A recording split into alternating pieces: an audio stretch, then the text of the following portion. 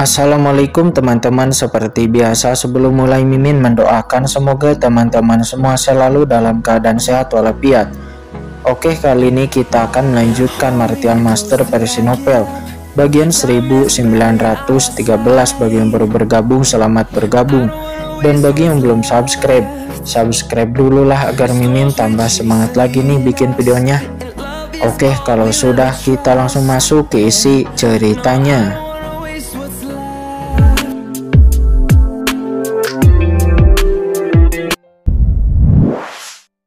Secepat mungkin.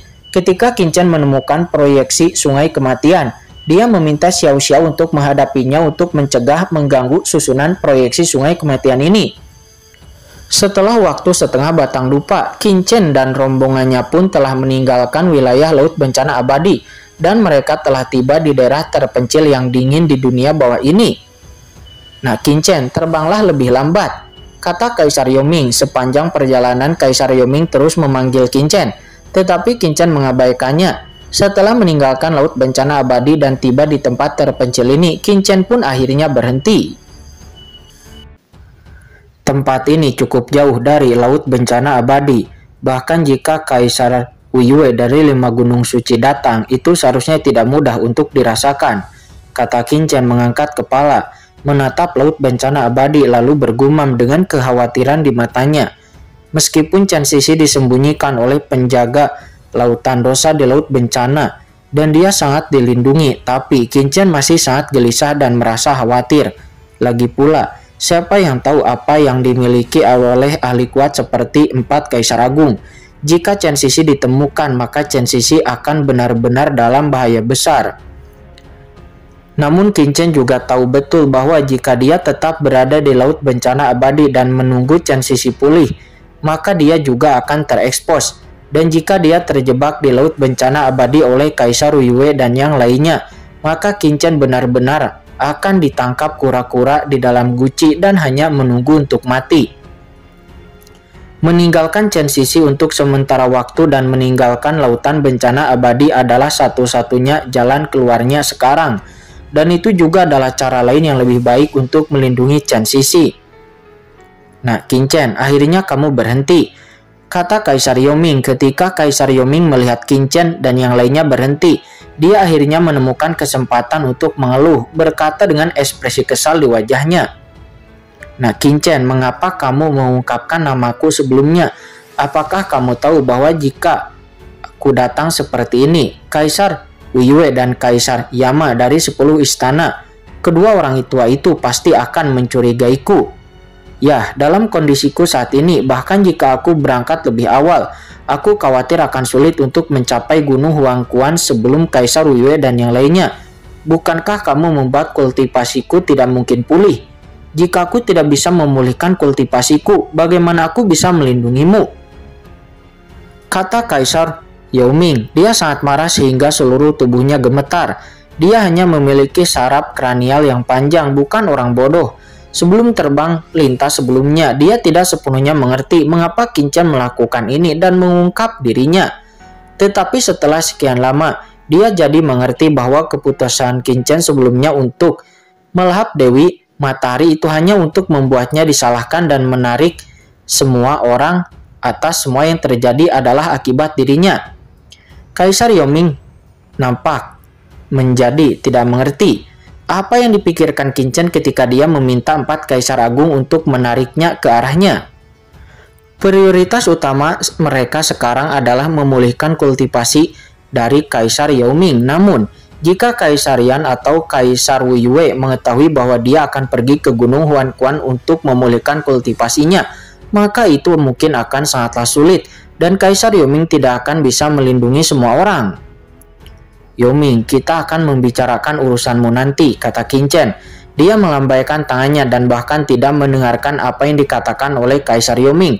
Tetapi Qin dengan cepat berbalik untuk melihat Molly. Molly pun tiba-tiba menjadi bersemangat. Qin lalu memberi perintah dengan tegas. Molly, tinggalkan salah satu klonmu di sini untuk memantau lokasi Laut Kesengsaraan Abadi dan lihat kapan Kaisar Wuyue dan yang lainnya akan tiba, kata Qin. Meninggalkan klonku? Molly tercengang. Qin berkata dengan dingin, "Yah, kenapa? Sekarang setelah kamu berhasil menerobos ranah Kaisar Agung, apakah kamu tidak bisa melakukan hal kecil ini?" kata Qin. Merasakan tatapan acuh dari Qin, Molly pun buru-buru berkata, "Bukan itu yang kumaksud. Aku hanya ingin memantau Kaisar Uyue dan yang lainnya. Cukup dengan meninggalkan klon proyeksi." "Kenapa Qin, kamu tidak menggunakan cloningmu saja di sini?" Molly tahu betul memisahkan klonnya itu membutuhkan konsumsi sebagian dari prinsip aslinya. Jadi Molly tentu saja tidak mau membelah dirinya dengan mudah. "Jika kamu ingin menyimpan klon, tinggalkan klon. Dan ingat, kamu juga harus meninggalkan jejak jurang dalam proyeksi klonmu itu. Apakah kamu mengerti?" kata Qin memberi perintah dengan dingin. Mendengar ini mata Molly pun membelalak. Oh sialan, apa yang direncanakan oleh iblis Qin ini? Apakah dia ingin membuktikan bahwa Kaisar Yoming telah berkolusi dengan klan jurang? Kata Molly, dia merutkan kening. Berbicara tentang ini, Molly tiba-tiba menyadarinya. Sialan, tidak heran iblis Qin ini memintanya untuk meninggalkan klon di sini untuk mengawasi. Karena proyeksi Kaisar hanyalah manifestasi dari Tau Kaisar dan tidak dapat membawa terlalu banyak asal-usul. Namun klon berbeda, ia harus menggunakan asal-usul untuk mengembun. Dan pada saat yang sama, klon juga dapat membawa lebih banyak kekuatan. Ini juga alasan mengapa avatar Kaisar Uyue di Laut Bencana Abadi dapat mengaktifkan kekuatan jurang. Tetapi proyeksinya yang tertinggal di Laut Mati tidak pernah mengerahkan kekuatan jurang. Molly langsung mengerti apa yang telah dilakukan iblis Qin ini dengan memintanya untuk menyimpan kloningannya di sini. Dia tidak bisa menahan diri untuk tidak menatap Kaisar Yoming dengan rasa kasihan. Kaisar Yoming yang malang ini, jika dia berbalik, dia mungkin tidak dapat membersihkan dirinya sendiri bahkan jika dia melompat ke sungai kematian. Melihat bahwa Molly mengerti tujuannya, Qin mengangguk dan tidak mengatakan apa-apa lagi. Molly pun segera mulai melakukannya. Dengan suara yang keras, Molly mengaktifkan sumbernya. Dan lalu sosok tak terlihat keluar dari tubuhnya, memancarkan aura yang menghentikan jantung. Di atas sosok ini ada juga jejak aura dingin dari klan jurang yang mengintai di udara. "Qin, pengaturan telah dibuat," kata Molly dengan tergesa-gesa. "Yah, tidak buruk. Ayo pergi," kata Qin. Dia mengangguk puas, berteriak dingin, dan lalu naik ke langit lagi, terus terbang di depan. Sementara Molly, Kaisar Simei, dan yang lainnya juga buru-buru mengikuti dari belakang. "Hah, Qin, nah, aku belum selesai berbicara. Kenapa kamu pergi lagi? Tunggu aku," kata Kaisar Yoming. Dia menatap dirinya sendiri yang hanya tertinggal sendiri di kampaan, dan dia tidak bisa tangis tanpa air mata, dan dia pun buru-buru hanya bisa mengikuti. Setelah waktu yang lama, Qin dan yang lainnya saat ini telah meninggalkan wilayah Laut Bencana Abadi dan kemudian mereka berhenti lagi. Hampir sampai. Dengan kecepatan Kaisar Uyue dan yang lainnya, mereka seharusnya sudah dekat dengan Laut Bencana Abadi sekarang, kata Qin. Dia berhenti dan menatap ke ujung langit tempat Laut Bencana Abadi berada.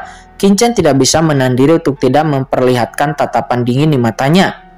"Nah, Qin, kamu akhirnya berhenti lagi," kata Kaisar Yoming. Di belakang Qin, Kaisar Yoming mengikuti sambil terengah-engah.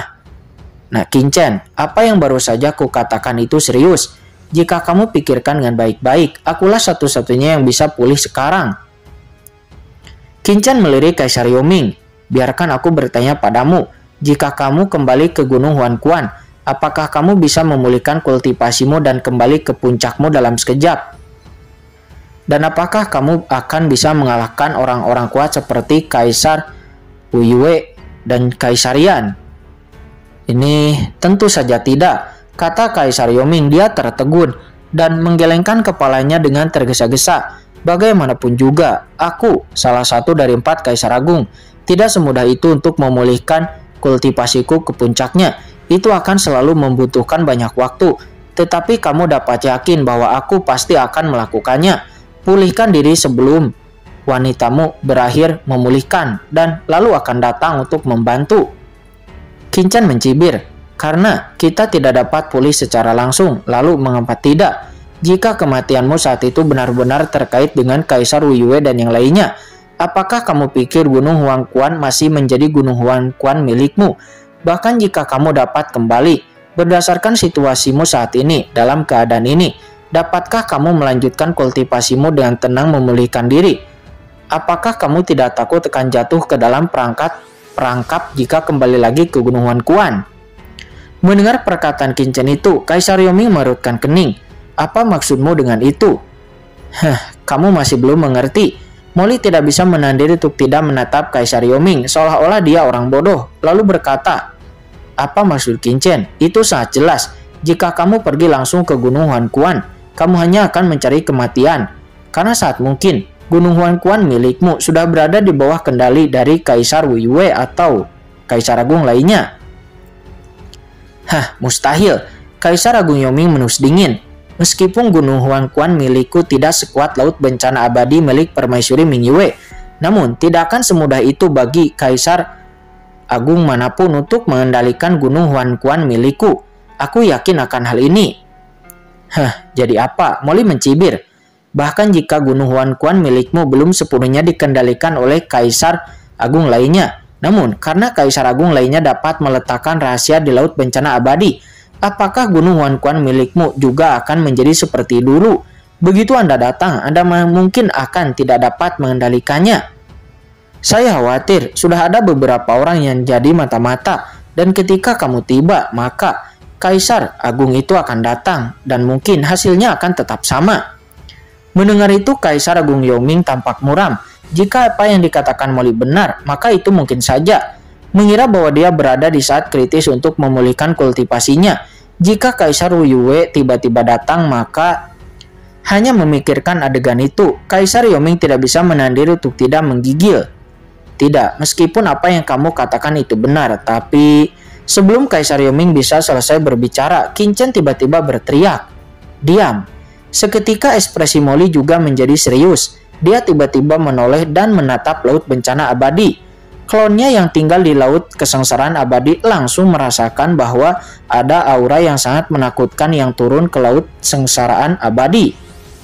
Ledakan, duar. Saat ini, tempat di mana laut bencana abadi berada, air laut yang tak berujung tiba-tiba mendidih. Di atas laut bencana abadi yang luas seperti lautan itu, jalan tak berujung antara langit dan bumi tiba-tiba melonjak. Seiring dengan mendidihnya jalan-jalan mengerikan yang tak terhitung jumlahnya, sesosok tiba-tiba mengembun di ujung langit yang tak berujung dan langsung diproyeksikan di tepi seluruh laut bencana abadi. Sosok itu menatap acuh tak acuh ke laut bencana abadi di depan. Dan itu adalah Kaisar Wu Yue.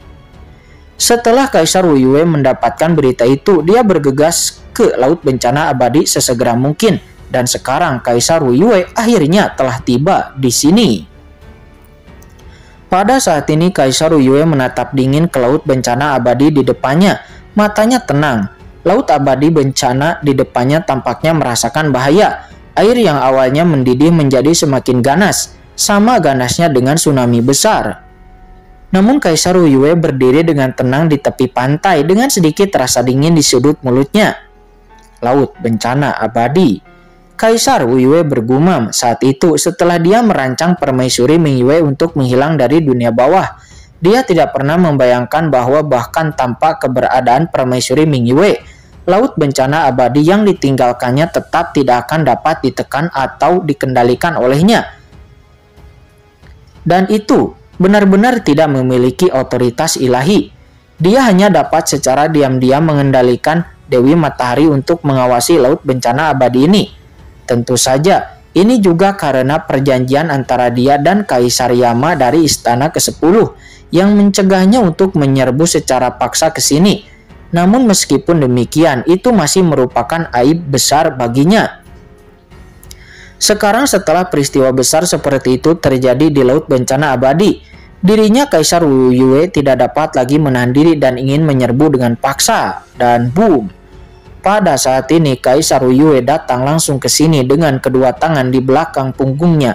Tanpa ragu-ragu dia mulai berjalan maju dan melangkah ke laut dalam sekejap. Dan saat dia jatuh ke laut bencana abadi, kekuatan asli di laut bencana abadi tampaknya merasakan ancaman dari kekuatan luar. dengan level yang sama dan langsung mengaktifkan. Aura dosa yang mengerikan tiba-tiba naik dari dasar laut menuju ke langit sebelum berkumpul dari langit dan bumi, langsung menuju ke arahnya seperti kekuatan yang luar biasa.